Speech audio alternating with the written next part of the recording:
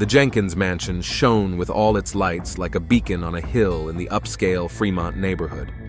The driveway was filled with expensive cars, and the white carpet from the door to the garden tent was already slightly crumpled by dozens of pairs of elegant shoes. Musicians were tuning their instruments, waiters were fumbling with trays of champagne, and florists were putting the finishing touches to the floral arrangements. Silas Jenkins stood at the window of his office, watching the preparations for the wedding of his only son. Tall, with graying temples and a commanding gaze, he adjusted his impeccably ironed shirt and glanced once again at his watch. Silas was not just a successful businessman, but a local Fremont legend, a man who had built a business empire from scratch and had connections at every level of government. The office door ajar, and Veronica, his wife, appeared on the doorstep. Despite her 55 years, she looked flawless in a champagne-colored dress. "Silas, the guests are arriving. You should go downstairs and start greeting them," she said in a tone that brooked no objection. "On my way," he replied, taking a large sip of whiskey from the crystal glass. It was his third one of the morning, but who was counting on a day like this? In the main hall of the mansion, Mallet Jenkins was nervously adjusting his bow tie while standing in front of a huge mirror. In his 32 years, he looked exactly like young Silas, only without that hard look. The officer's poise made his posture impeccable. "You look amazing, bro," his best man, Ryan, encouraged him, holding out a glass of champagne. "I can't believe this day has finally arrived. I'm the luckiest man in the world." Mallet smiled, but concern flashed in his eyes. In the next wing of the house, Abigail Coleman, soon to be Jenkins, sat in front of her dressing table while the makeup artist put the finishing touches on her face. Her dress was tailored to hide her already noticeable tummy. She looked radiant at 4 months pregnant. Her dark curls were arranged in an elegant updo, and her green eyes seemed even brighter thanks to the skillful makeup. "Are you nervous, dear?" her mother asked, fussily adjusting her veil. "A little," Abigail lied. In truth, she was terrified, but not of the upcoming ceremony. Every time she met Silas Jenkins's gaze, a chill ran through her. There was something in his eyes that made her uneasy, like he knew something. The ceremony was a blur. Abigail only remembered walking down the aisle between the rows of guests, feeling the stares of hundreds of people. She remembered seeing Mallet waiting for her at the altar with an expression on his face as if he'd seen an angel. And she remembered Silas, sitting in the front row, his face impenetrable, watching her intently. After the vows and the exchange of rings, it was time for the party. The giant tent in the garden held all 300 guests. The tables were bursting with exquisite dishes, alcohol was flowing, the orchestra played the favorite tunes of the newlyweds. "To the happiness of my son and his beautiful wife," Silas said, raising his glass. His speech was flawless, touching, with just the right amount of humor and fatherly wisdom. He looked like a proud father, but Abigail noticed that his eyes remained cold. By mid-afternoon, most of the guests were already in that state of intoxication where laughter becomes louder, conversations more frank, and movements less coordinated. Mallet, who had always been moderate in his drinking, allowed himself to relax today. His cheeks flushed and his speech slightly slurred. "I love you, Abby," he whispered, dancing with her in the middle of the hall. "You and our baby boy are all I need to be happy." Abigail smiled, but inside everything clenched. She really loved Mallet. He was kind, honest, trustworthy, perfect. And she betrayed him. It only happened once. In a moment of weakness, Mallet was on a business trip. They argued on the phone, and she felt alone, a secret that was now growing inside her. "I need to get away for a moment," Abigail said when the dance was over.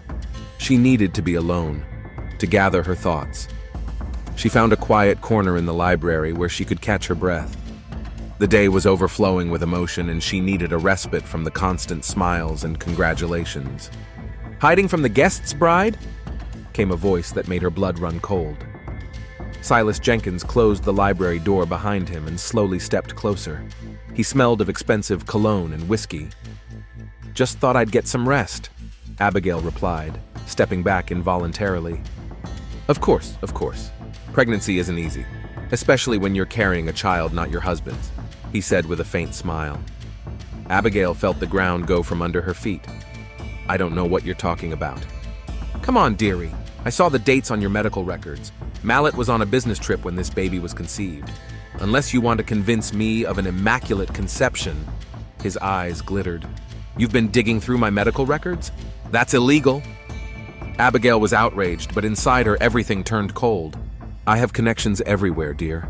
I wanted to make sure my future grandson was healthy, and I found out something interesting. Silas stepped even closer.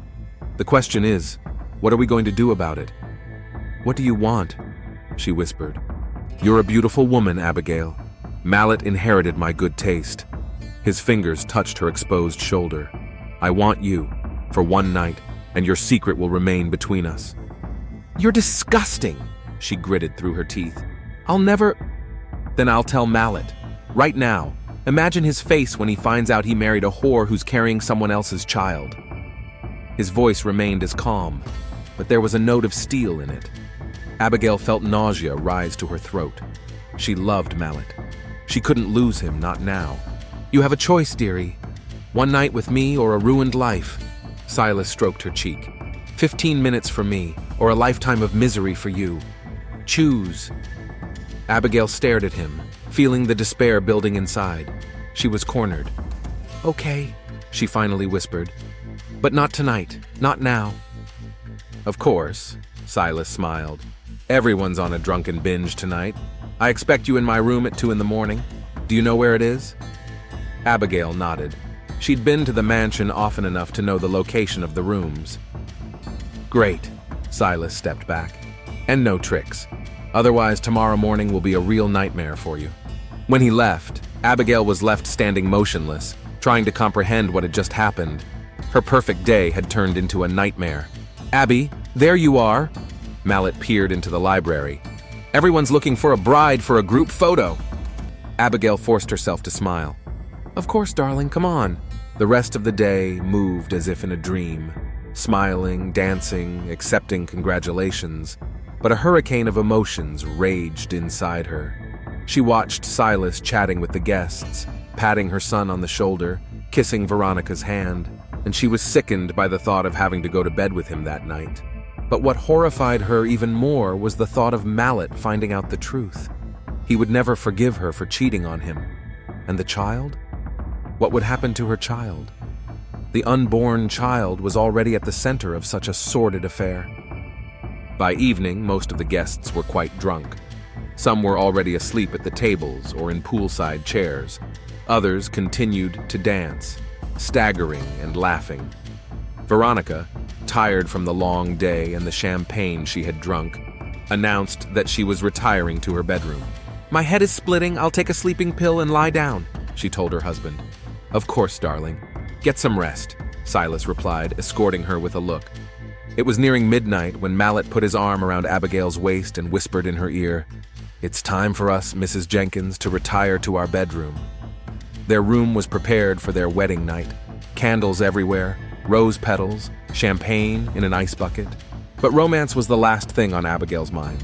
Mallet, who drank more than usual, quickly became intoxicated by the atmosphere and fatigue. He tried to kiss her, but his movements were clumsy. I'm sorry, love, he murmured. I seem to have had too much to drink. It's okay, Abigail replied, helping him remove his jacket. We have our whole lives ahead of us. She watched Mallet fall asleep and thought about the choices she had to make. Did she have another path? Should she tell Mallet the truth right now? But he wouldn't forgive. She knew that for sure. Abigail sat in her chair, watching her sleeping husband and feeling the seconds turn into minutes and the minutes add up to hours. The time for her meeting with Silas was approaching. The time when she would have to make the choice that would change her entire life. The luxurious Jenkins mansion slowly fell into silence. The festivities that had been buzzing all day were slowly dying down like a dying fire. The last toasts were made, the last dances were danced, the last hugs and congratulations were given. The midnighters were becoming fewer and fewer, and even the tirelessly cheerful groups of guests were beginning to break up. The clock in the main lobby struck 1 o'clock in the morning. Waiters silently removed leftover treats, empty bottles, and dirty dishes.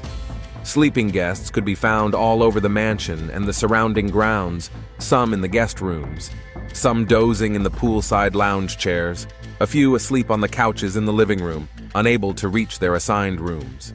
An elderly couple of Silas's relatives were trying to find their bedroom, hopelessly lost in the mansion's many corridors. Two of Mallet's friends snored loudly in the library, sprawled in leather armchairs. The bride's cousins slept curled up on a banquette in the music room. The servants, accustomed to large-scale events in the Jenkins household, delicately made their way around the sleepers, performing their last duties before going to their rooms in the staff wing. Veronica Jenkins, graceful even in her state of extreme fatigue, had gone up to her bedroom even earlier. The migraine that had haunted her all evening had become unbearable. She took a double dose of sleeping pills, closed the curtains, and fell into a deep sleep in her room in the opposite wing of the house from her husband. For years, the Jenkins couple had slept apart. The formality of marriage had long been obvious to both of them, but divorce was considered unacceptable to people of their position and reputation. In the spacious honeymoon bedroom, Mallet Jenkins slept soundly without even removing his shirt or pants. He only disposed of his jacket and boots before collapsing onto the bed. Abigail sat next to him in the chair, having already changed into a silk robe. She looked at her sleeping husband and contemplated what she had to do. The clock showed 2:30. Soon she would have to go to Silas. The thought of it made her physically cringe, but she saw no other choice. Mallet must not learn the truth about the child. He would never forgive her for cheating on him. Abigail touched his face gently. How she loved this man. His honesty, his kindness, his reliability. Why had she made that terrible mistake? One night of weakness, and now she had to pay such a terrible price for it. Making sure Mallet was sound asleep, Abigail cautiously approached the dresser, where he kept his service pistol. As a police officer, Mallet always kept his weapon with him, or in a safe place. Today, wearing his birthday suit, he'd stowed the holster in the top drawer of the dresser. Abigail hesitated. She hadn't planned on taking the gun. The thought had come to her spontaneously, but the more she thought about it, the more the decision seemed right. Not to use it, of course, just for reassurance, for protection. If Silas got too aggressive, the gun was heavier than she'd expected. The cold metal rested unpleasantly in her palm. Abigail had never held a gun before and didn't know if it was loaded. But Mallet had said he always kept his pistol ready, with a round in the chamber and the safety off. A professional habit developed through years of service. Tucking the gun into the pocket of her robe, Abigail took one last look at her sleeping husband and left the room. The corridors of the mansion were in semi-darkness, with only the faintest of nightlights burning, creating a mysterious play of shadows on the walls decorated with expensive paintings and tapestries. Abigail moved silently, avoiding the creaking floorboards. Twice she had to freeze and hide behind a column. First when she heard the footsteps of a late guest looking for her room, then when she saw the maid collecting the last of the glasses in the parlor. Silas's bedroom was in the farthest wing of the house, a grand room with high ceilings and antique furniture that had once been the master bedroom of the mansion's first owner. Abigail remembered the place. During the tour of the house Mallet had given her at the beginning of their relationship, she'd glimpsed this room. Silas hadn't been present then, and they'd walked past it quickly, but now she found the solid oak door unmistakably. Gathering her courage, Abigail knocked. The answer followed immediately. "Come in, it's unlocked," came Silas's voice. She pushed open the heavy door and stepped into a room lit only by a desk lamp and a few candles. Silas Jenkins was half lounging on a huge bed with a carved headboard, a glass of whiskey in his hand. He wore a silk robe unbuttoned across his chest. "And here I thought you weren't coming," he pronounced, sipping from the glass. "Close the door." Abigail obeyed, feeling everything inside her clench with fear and disgust. The weight of the gun in her robe pocket gave her a strange calm. "I only came because I have no choice," she said, staying at the door. "There's always a choice, dearie," Silas smirked. "You chose to keep your dirty little secret. Smart choice." He patted the bed beside him. "Come here. Let's not waste time." Abigail approached slowly, feeling her heart pounding in her chest. "I'm only going to do this once, and never again. Is that understood?" "Of course," Silas agreed, but his eyes said otherwise. "Once, until I want to do it again." What? Abigail froze. No, there was no such agreement. My dear, Silas shook his head as if he were talking to a child. You are in my power, as long as I keep your secret. This isn't a one-time deal. This is a long-term agreement. Abigail felt nausea come up to her throat. This man would never let her go. He would blackmail her again and again until he ruined everything. But don't worry, Silas continued, taking another sip of whiskey. I'm not a monster. I'll only summon you occasionally when I feel the need. You might even find it pleasant. His hand reached for her robe, but Abigail stepped back. I want to see proof first, she said, trying to buy time. How do I know you really have something on me?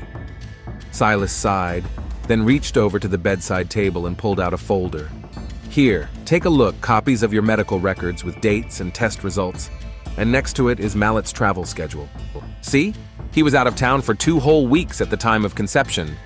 Abigail looked through the documents. It was exactly as Silas had said, irrefutable proof. And that's not all, Silas added. I have security footage from the Golden Gate Hotel. You and that guy, what's his name? Jason. Justin? Jaden, Abigail whispered, feeling the ground go from under her feet. That's right, Jaden, your co-worker, Silas smiled. The videotape is pretty explicit. I think Mallet might be interested to see it. Abigail closed her eyes. This was even worse than she'd thought. Now she really had no choice. All right, she said finally. Let's get this over with. Silas set the folder aside and patted the bed again. Abigail slowly sat down next to him, feeling his hand slide down her back. Relax, he whispered in her ear. This will be our little secret. The next half hour merged into one agonizing nightmare for Abigail. She shut down her consciousness, letting her body act mechanically. Silas was rude and selfish, thinking only of his own pleasure. When it was over, he leaned back on the pillows with a contented sigh. See? Not so terrible, he pronounced, pouring himself another whiskey. It'll be better next time. There won't be a next time, Abigail said quietly, pulling on a robe. We'll see about that. Silas took a large sip. The alcohol from the day's drinking and the physical strain he had just endured were beginning to take their toll. His eyelids grew heavy. And now you can go. Your hubby probably hasn't even noticed your absence. Abigail stood up and headed for the door, but stopped when she saw the file folder on the bedside table. Her hand involuntarily touched the pocket of her robe where the gun lay. What are you rummaging around in there? Silas muttered, already in a half-asleep voice. Abigail turned toward him. The room was dark enough that he couldn't see the expression on her face. I was wondering if I should pick up my papers, she asked in as casual a tone as possible. Silas laughed hoarsely. Do you really think those are the only copies? I have more, and the video too. It's all safely hidden, in case something happens to me. He took another sip of whiskey. Nothing personal, just insurance. So be a good girl and everything will be fine. Abigail felt something break inside her. This nightmare would never end. Silas would blackmail her over and over again, ruining her life, her marriage, maybe even take her baby away from her when it was born. She was trapped. Her hand slipped into the pocket of her robe. The gun didn't seem so heavy anymore. I understand, she said quietly, moving closer to the bed. Silas was almost asleep now, his eyes closing. Good night, Silas, Abigail whispered, pulling out her gun. His eyes snapped open when he saw the weapon pointed at him. Surprise, disbelief, and then fear flashed through them. You wouldn't dare, he wheezed. Abigail silently took the pillow with her free hand.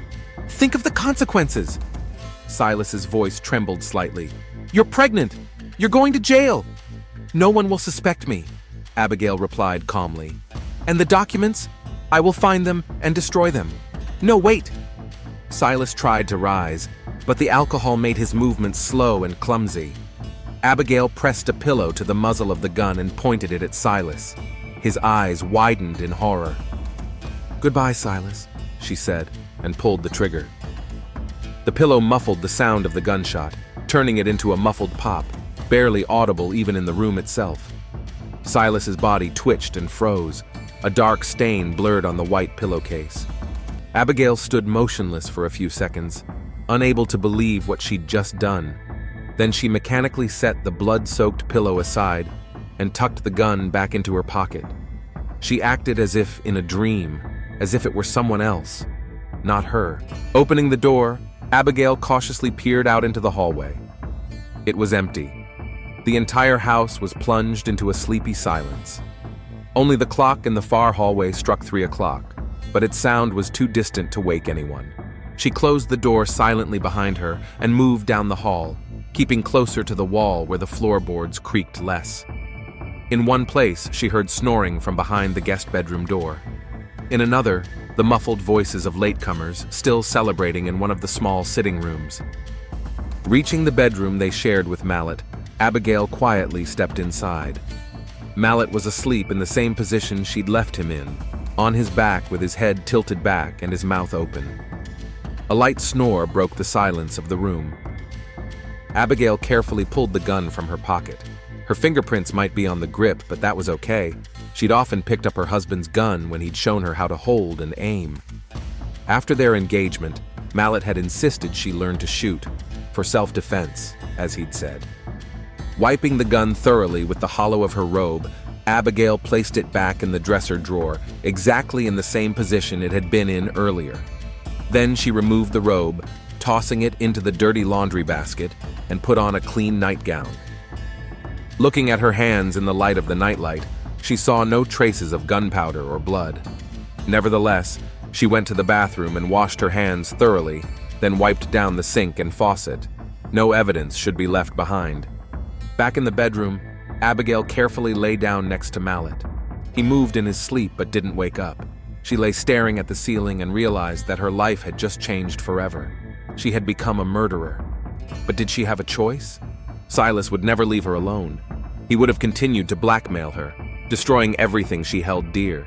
She was protecting herself, her child, her marriage. And yet, despite these rationalizations, Abigail felt the cold realization of what she'd done grow inside her. She had taken a life, pulled the trigger, and sent a man, no matter how vile his soul, into oblivion. Looking at her sleeping husband, Abigail thought about what would happen tomorrow, when Silas's body was found, when the investigation would begin, when the detectives start asking questions. They're bound to find out that the bullet came from Mallet's gun, but they'll suspect him, not her. She'll present the perfect alibi, sleeping soundly beside her husband all night after a grueling wedding day. Who would doubt the innocence of a pregnant bride? Midnight passed, and the Jenkins mansion fell into a deep slumber. Silas's room was in the furthest wing of the house. No one heard the pillow-muffled gunshot. The drunken guests were fast asleep. The servants had retired to their wing. Veronica was under the influence of sleeping pills. The shot dissolved into the silence of the night like a drop of water in the ocean. No one would know what had happened until morning, and by the time the body was discovered, it would be too late. Abigail closed her eyes, but sleep wouldn't come. She saw Silas's face again and again at the last moment, surprised, frightened, disbelieving. She knew that expression would haunt her for the rest of her life, but the choice had been made, and there was no turning back. Now she had to live with the consequences of her decision. Protect her future, her child, her marriage to Mallet. And no one must ever know the truth about what happened on that quiet night at the Jenkins mansion. Maria Gonzalez had worked as a maid at the Jenkins house for 15 years and was used to the high standards of cleanliness Silas demanded.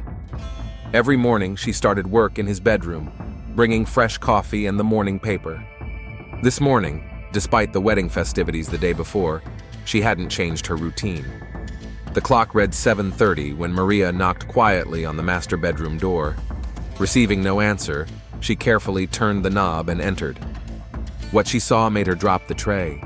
The porcelain cup shattered on the floor, coffee splattering the light-colored carpet, but Maria didn't even notice it. She stared at the bed where Silas Jenkins lay, with his eyes open, his gaze unseeing, and a dark stain on his chest. She cried out, stumbling toward the door.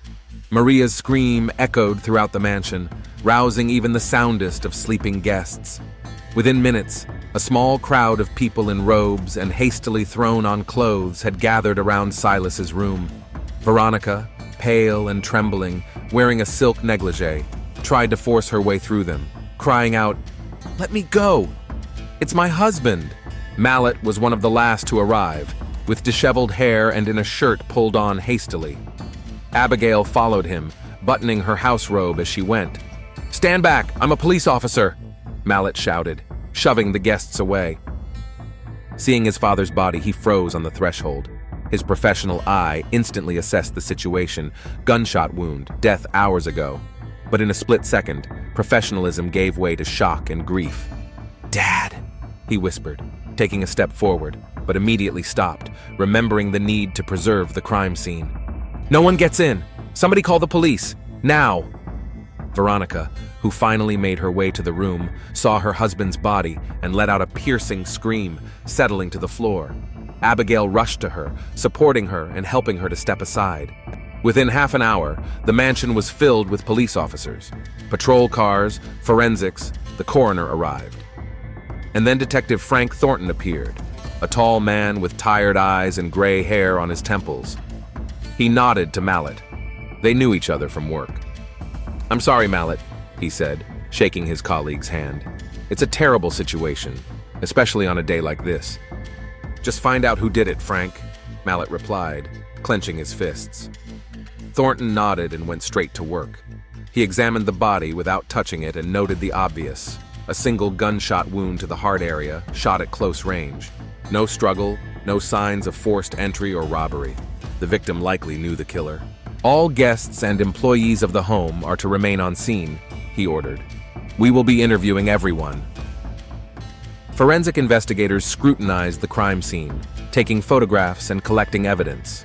One of them drew Thornton's attention to a pillow with a bullet hole and traces of gunpowder, used as a silencer, the CSI observed. Clever. In a house that size, with walls that thick, and with everyone intoxicated, no one heard a thing. Thornton nodded and continued his examination. There were no obvious signs of a struggle in the room. The bed was crumpled as if the victim had just been lying on it. On the bedside table was an unfinished glass of whiskey and some kind of folder with documents. The detective opened it carefully, looked through its contents, and frowned thoughtfully. Meanwhile, all the guests and staff had gathered in the living room of the mansion. Many were hungover, some still in shock at what had happened. The police officers methodically wrote down the names and contact information of everyone present. Mallet sat next to his mother, holding her hand. Abigail brought them tea, but no one touched the cups. Disbelief froze in Mallet's eyes. "I don't understand," he told Abigail quietly. "Who could have done this? And why?" She squeezed his shoulder in a gesture of support. "I don't know, darling. It's horrible." Thornton began his questioning with the closest family members and gradually widened the circle. He spoke to Veronica, who had little to say. She had taken sleeping pills and slept through the night. Then to Mallet, who admitted to being very drunk and not hearing or seeing anything. "Where do you keep your service weapon, Mallet?" Thornton asked, watching his colleague's reaction carefully. "In the top drawer of my dresser. Why?" Mallet straightened, suddenly tense. "I need to examine it," Thornton replied. "A formality." Mallet led the detective into his and Abigail's bedroom. The gun lay exactly where it should have been. Thornton carefully retrieved it, using gloves, and handed it to the CSI, who placed the weapon in an evidence bag. "Frank, you don't think," Mallet began, but Thornton held up his hand. "I'm just gathering information, Mallet. It's standard procedure." It didn't take long for the ballistics report to come back.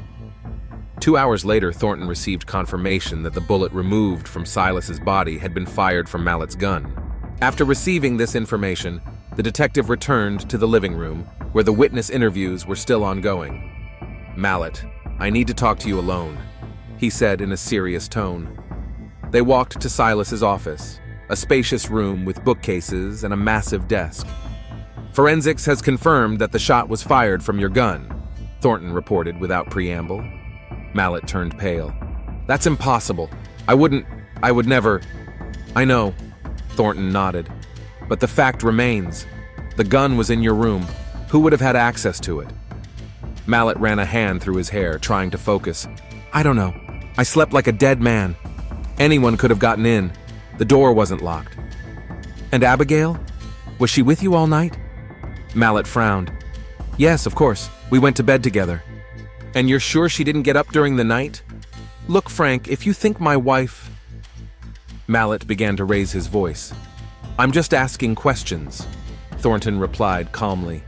That's my job.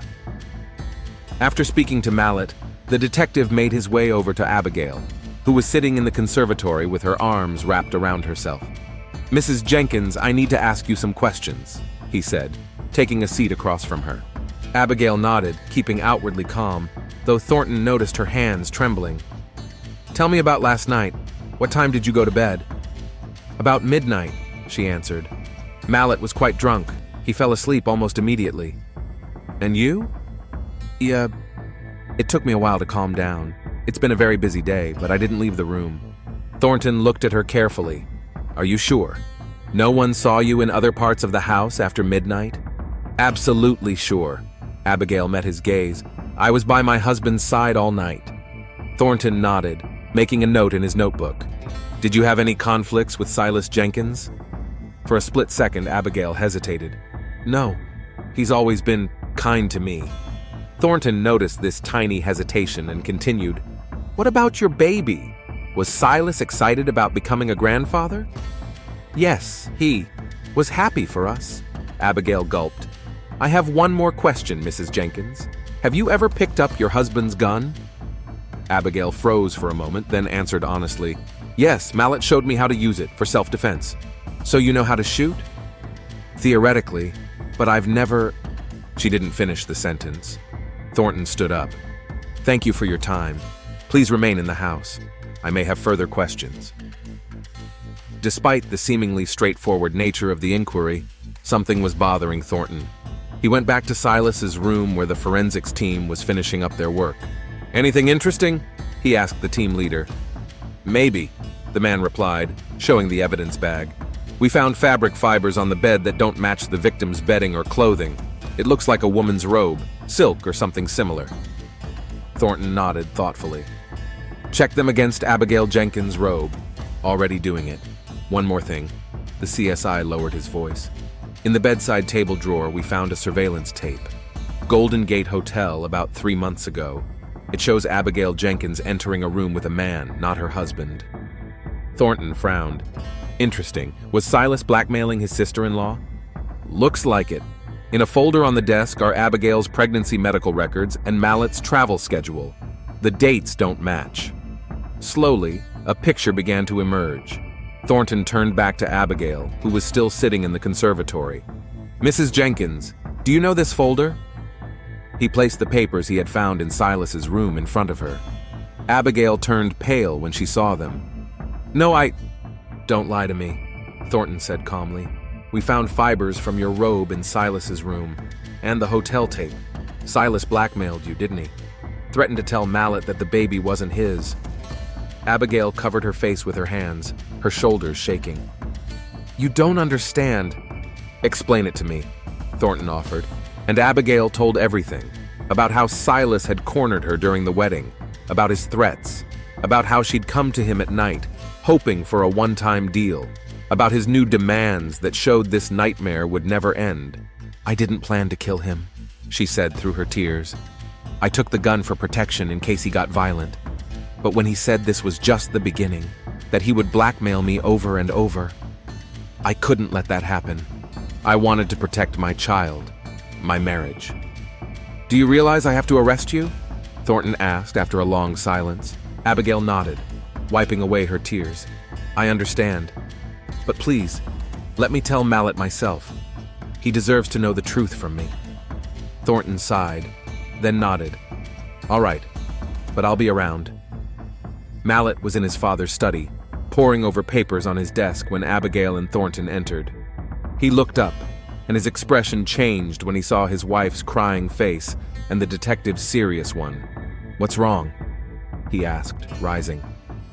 Mallet, there's something I need to tell you, Abigail began in a shaky voice.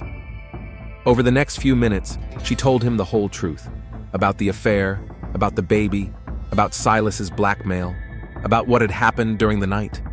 With each word she spoke, Mallet's face grew more and more stony, his eyes filled with pain and rage. You killed my father, he said at last. "And the child is not mine." "I'm so sorry," Abigail whispered. "I love you, Mallet. Everything I've done." "Don't you dare say you love me," he shouted, clenching his fists. "You've lied to me from the beginning, and now you're also a murderer." Thornton stepped forward. "Mallet, I understand your feelings, but you need to calm down now." Mallet shook his head as if he hadn't heard him. "I believed you. I loved you. And you—" "Abigail Jenkins, you are under arrest for the murder of Silas Jenkins," Thornton said formally, pulling out the handcuffs. "You have the right to remain silent." As the detective read the rights, Abigail didn't take her eyes off Mallet, tears welling up in her eyes. Mallet turned away, unable to look at her. Over the next few days, the story of Silas Jenkins's murder became Fremont's top story. The newspapers ran headlines like "Wedding Tragedy," "Pregnant Bride Kills In-Law," "Mrs. Jenkins's Shocking Confession." Abigail found herself in jail awaiting trial. Her defense was based on arguments of blackmail and psychological pressure, but the evidence was overwhelming. Mallet filed for divorce, refusing all contact with his wife. He went on a bender, took an extended police leave, and hardly left the house, ignoring all attempts by friends to help him. Veronica, who lost her husband and faced a public scandal, soon sold the mansion and moved to another state, seeking to escape the memories and gossip. Detective Thornton completed the investigation, gathering all the evidence and obtaining a full confession. The case was closed, but he often thought about the story, how one lie set off a chain of events that led to tragedy, about how one vicious act by Silas Jenkins had ruined the lives of everyone around him, including his own. When Abigail's trial began, the hall was packed.